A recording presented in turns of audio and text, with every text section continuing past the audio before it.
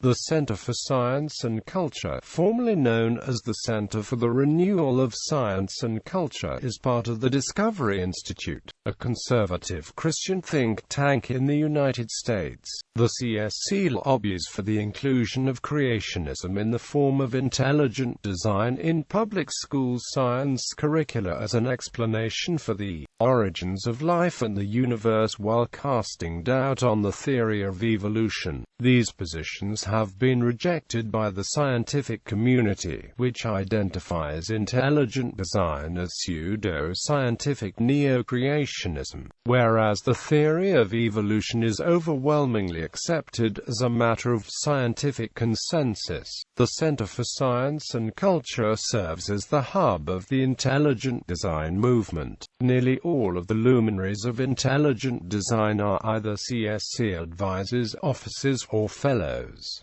Stephen C. Mayer, a former vice president of the Discovery Institute and founder of the CSC, serves as a senior fellow, and Philip E. Johnson is the program advisor. Johnson is commonly presented as the movement's father and architect of the center's wedge strategy and Teach the Controversy campaign, as well as the Santorum Amendment. History. In 1987, the U.S. Supreme Court ruled in Edwards v. Aguillard against creation science being taught in United States public school science classes. In reaction, the term intelligent design was coined as a substitute in drafts of the textbook of Pandas and People, which was published in 1989, beginning the campaigning of the intelligent design movement under the leadership of Pandas editor Charles Thaxton.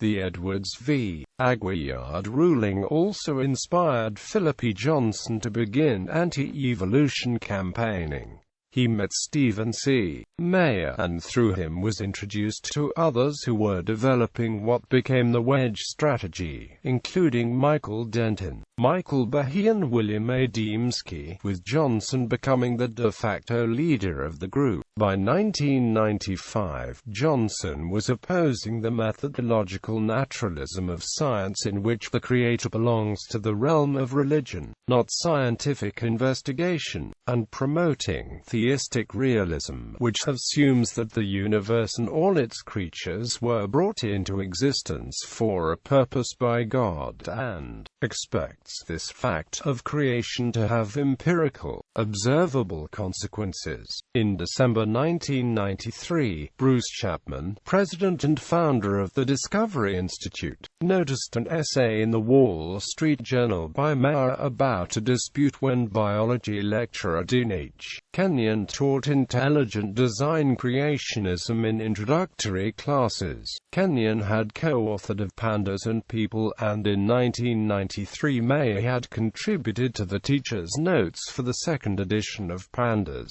Mayer was an old friend of Discovery Institute co-founder George Gilder, and over dinner about a year later they formed the idea of a think tank opposed to materialism. In the summer of 1995, Chapman and Mayer met a representative of Howard Amundsen, Jr. Mayer, who had previously tutored Amundsen's son in science, recalls being asked, "What could you do if you had some financial backing?" The Center for the Renewal of Science and Culture, as it was originally named, grew out of a conference called The Death of Materialism and the Renewal of Culture that the Discovery Institute organized in the summer of 1995. It was founded in 1996 by the Discovery Institute with funding provided by Fieldstead and Amp Company, the Stewardship Foundation, Howard Amundsen, Jr. and the McClellan Foundation. The evolution of the center's name in 2002 reflects its attempt to present itself as less religiously motivated in the public's eye. The renewal in its name referred to its stated goal of renewing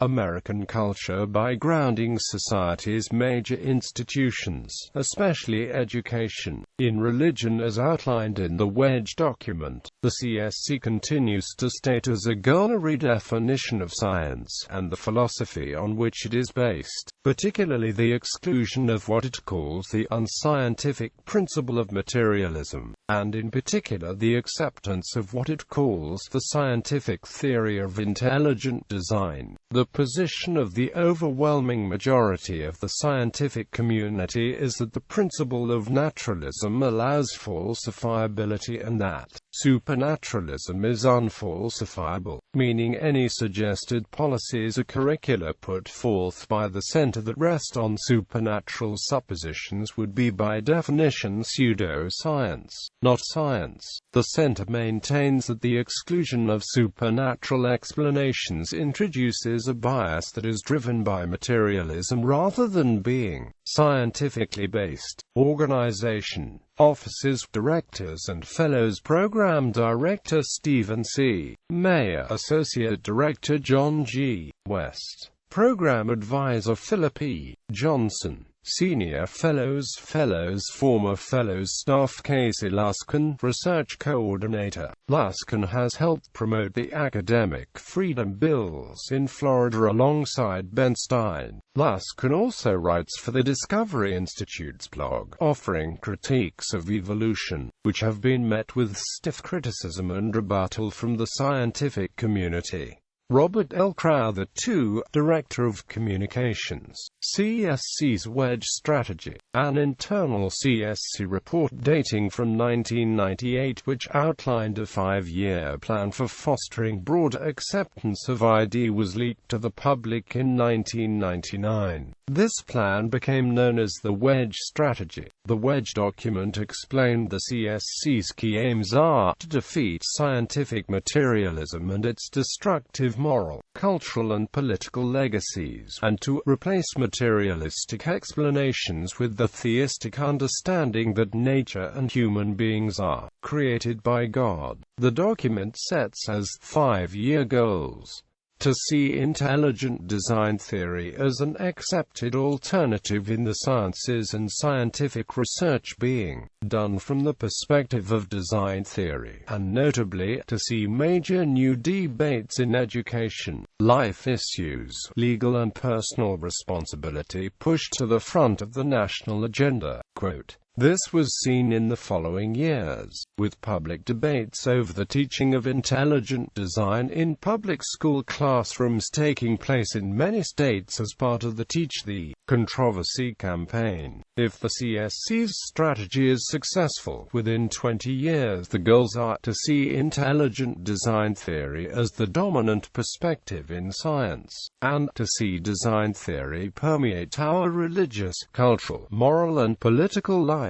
The CSC has responded to controversy regarding the Wedge document, saying conspiracy theorists in the media continue to recycle the urban legend of the Wedge document. CSC campaigns. Teach the Controversy. The CSC's Teach the Controversy campaign seeks to promote the teaching of the full range of scientific views on evolution, on unresolved issues, and the scientific weaknesses of evolutionary theory. Critics of the CSC's campaign say that they have manufactured the controversy and that they promote the false perception that evolution is in crisis and is a dying theory. The strategy has been to move from standards battles to curriculum writing to textbook adoption, all the while undermining the central positions of evolution in biology and methodological naturalism in science. The CSC is the primary organizer and promoter of the Teach the Controversy campaign. Examples of Teach the Controversy in action were the Kansas evolution hearings, the Santorum Amendment, 2002 Ohio Board of Education Intelligent Design Controversy, and the Dover Area School District Intelligent Design Controversy. The CSC believe that the program and curricula they advocate presents evidence both for and against evolution and then encourages students to evaluate the arguments themselves,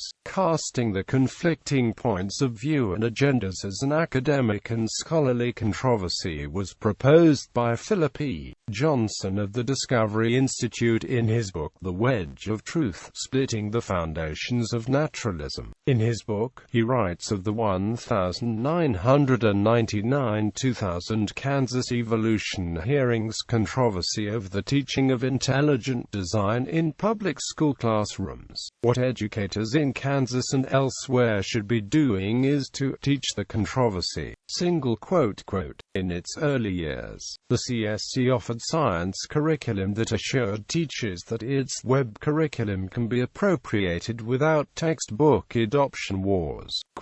This had the net effect of encouraging ID-sympathetic teachers to sidestep standard textbook adoption procedures. Anticipating a test case, Discovery Institute Director Stephen C. Maher along with David K. DeWolf and Mark Edward D. Forrest published in the Utah Law Review a legal strategy for winning judicial sanction. According to published reports, the non-profit Discovery Institute spends more than $1 million USD a year for research, polls, lobbying and media pieces that support intelligent design and that teach the controversy strategy. In August 2005, the New York Times reported that since 2004 there have been 78 campaigns in 31 states to either teach the controversy or include intelligent design in science curricula, twice the number seen in 2002-2003. Intelligent design in higher education. The cultivation of support for ID and its social and political agenda in higher education is a very active part of CSC's strategy. The CSC has claimed that established scholars in the scientific community support intelligent design. CSC recommended curricula benefits from special status at number of religious schools. Biola University and Oklahoma Baptist University are listed on the Access Research Network website as ID colleges. In addition, the Intelligent Design and Evolution Awareness Center, which began as a student organization at the University of California, San Diego, helps establish student idea clubs on university and high school campuses. The Intelligent Design and Undergraduate Research Center, ARN's student division, also recruits and supports followers at universities. Campus youth ministries play an active role in bringing ID to university campuses through lectures by ID leaders Philip E. Johnson, William A. Dembski, Jonathan Wells, Michael Behe and others. This activity takes place outside university science departments. Several public universities, including the University of California, Berkeley, and the University of New Mexico, have had intelligent design often as freshman seminars, honors courses and other courses outside required curricula in which instructors have wider latitude regarding course content. Research fellowships. The CSC offers fellowships of up to $60,000 a year for support of significant and original research in the natural sciences, the history and philosophy of science, cognitive science and related fields. Published reports state that the CSC has awarded $3.6 million in fellowships of $5,000 to $60,000 per year to 50 researchers since its founding in 1996. Among the center's publications are 50 books on intelligent design, such as those by William A. Dembski, and 2 documentary films, Unlocking the Mystery of Life and The Privileged Planet. the later based on the book of the same name written by senior fellows J. W. Richards and Guillermo Gonzalez. Since its founding in 1996, the CSC has spent 39% of its $9.3 million on research according to my underwriting books or papers, or often just paying universities to release professors from some teaching responsibilities so that they can ponder intelligent design. Over those 9 years, $792,585 was spent to finance laboratory or field research in biology, paleontology or biophysics, while $93,828 was spent to help graduate students in paleontology, linguistics, history and philosophy. The results of this are found in Discovery Institute-authored science class curricula, model lesson plans, that are at the center of many of the current debates about including intelligent design in public school science classes. These are promoted by the CSC, which urges states and school boards to include criticism of evolution science lessons, to teach the controversy, rather than actually teach intelligent design, which is susceptible to legal challenges on First Amendment grounds. Controversies. In May 2005, the Discovery Institute donated $16,000 to the Smithsonian National Museum of Natural History, and by museum policy, this minimum donation allowed them to celebrate the donation inside the museum in a gathering. The Discovery Institute decided to screen The Privileged Planet. Notably, the video was also a production of Illustramedia, which has been identified as a front for a creationist production company. Upon further review, the Smithsonian National Museum of Natural History determined that the content of the video was inconsistent with the scientific research of the institution. They therefore refunded the $16,000, clearly denied any endorsement of the content of the video or of the Discovery Institute, and allowed the film to be shown in the museum as per the original agreement. Editorials have decried as naive and negligent the Smithsonian National Museum of Natural History's failure to identify the Discovery Institute as a creationist organization, exclude the video with its review process in the first place, and identify the entire incident as an example of wedge strategy in action. The center also funded research for the controversial book From Darwin to Hitler by center fellow Richard Weikart. Weikart claims that Darwinism's impact on ethics and morality played a key role not only in the rise of eugenics, but also in euthanasia, infanticide, abortion, and racial extermination, all ultimately embraced by the Nazis. On September 6, 2006, on the center's Evolution News and AMP Views blog, Discovery Institute staffer Casey Luskin published a post entitled "Putting Wikipedia on Notice About the Biased Anti-ID Intelligent Design." Entries, quote, in the post, Luskin reprinted a letter from a reader complaining that Wikipedia's coverage of ID to be one-sided, and that pro-intelligent design editors were censored and attacked. Along with the letter, Luskin published a Wikipedia email address for general information and urged readers to contact Wikipedia to express your feelings about the biased nature of the entries on intelligent design. Criticism. Most criticism of the CSC and the Discovery Institute is that the Institute intentionally misrepresents many facts in the promoting of its agenda. A wide spectrum of critics level this charge, from educators, scientists and the Smithsonian Institution to individuals who oppose the teaching of creationism alongside science on ideological grounds.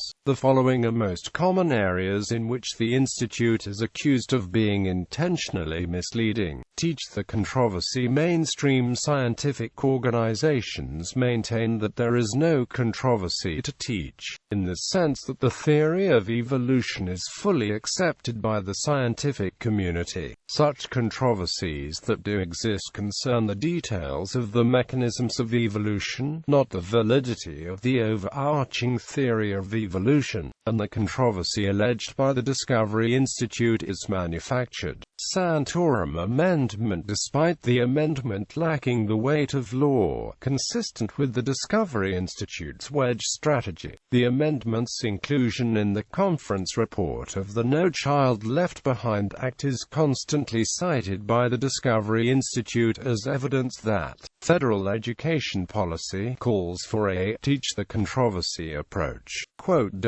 Wedge strategy and the Discovery Institute agenda. A common allegation often leveled at the CSC by critics is that it is conducting a campaign, the ultimate goal of which is to reshape American culture by influencing public policy to reflect conservative Christian values. The wedge document bolsters this claim. They claim that the center's dismissal of the document and strategy is disingenuous, as when the center's actions in the political sphere, such as its Teach the Controversy campaign, are taken into account, it becomes apparent that the wedge strategy is indeed being followed. Peer review. Though the CSC often claims that articles and books asserting intelligent design are published in the peer-reviewed scientific press, no pro-ID article has been published in a peer-reviewed scientific journal.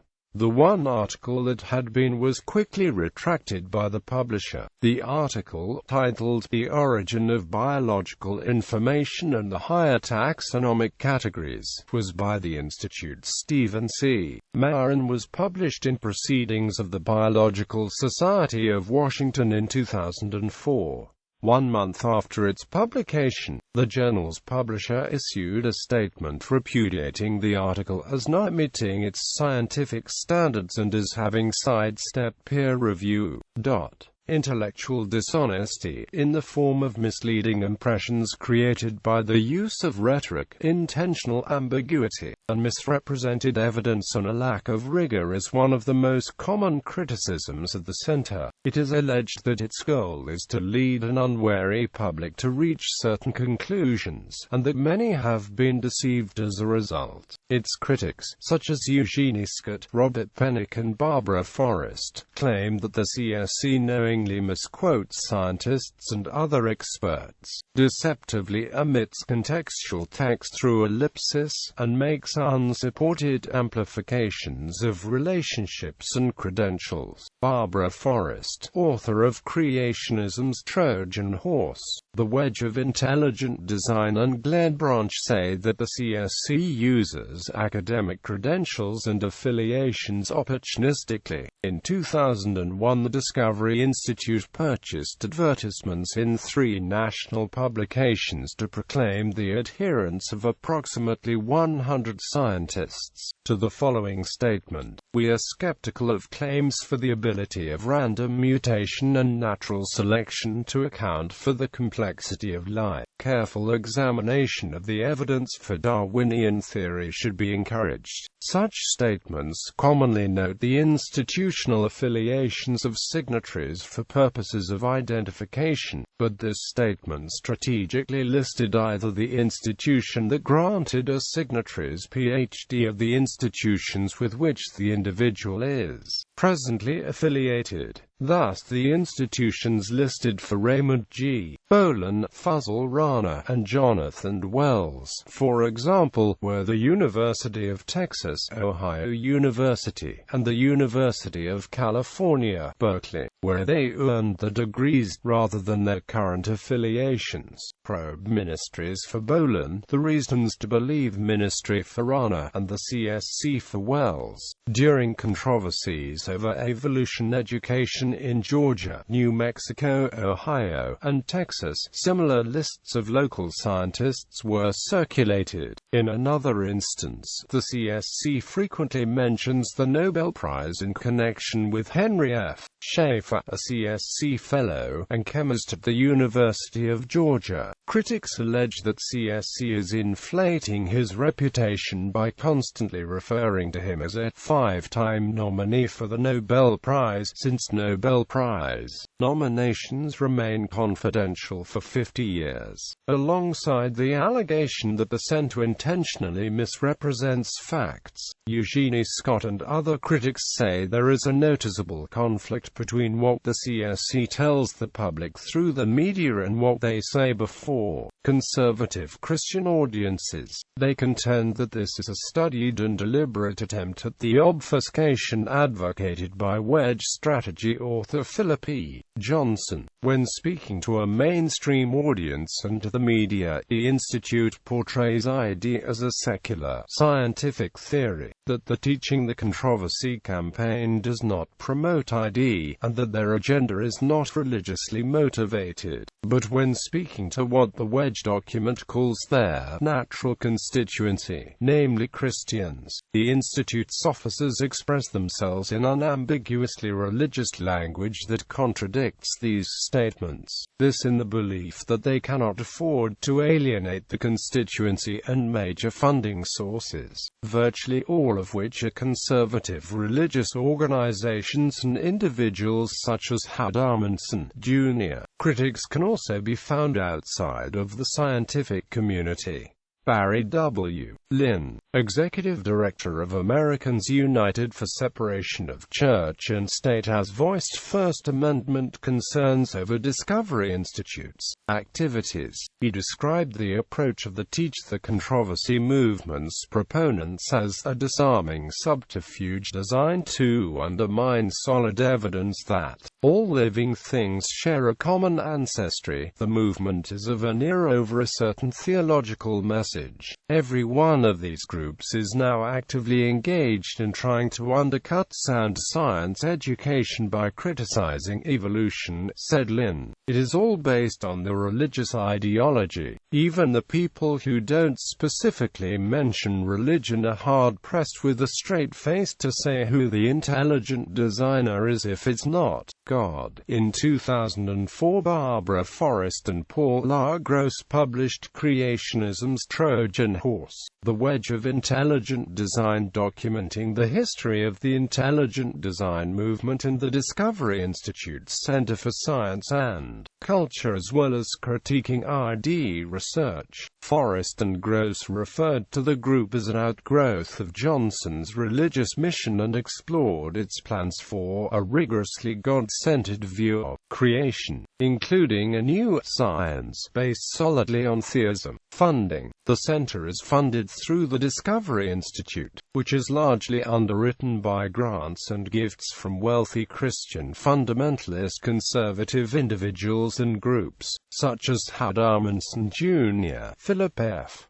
Anschutz, Richard Mellon Scaife, and the McClellan Foundation. Published reports place the Discovery Institute's budget for ID-related programs at over $4 million per year. The center's expenditures can be assumed to be substantial based on the scope and quality of the center's extensive public relations campaigns, materials and contributions to local and regional ID and Teach the Controversy efforts. CSC Director Stephen C. Mayer admits most of the center's money comes from wealthy donors from the Christian right.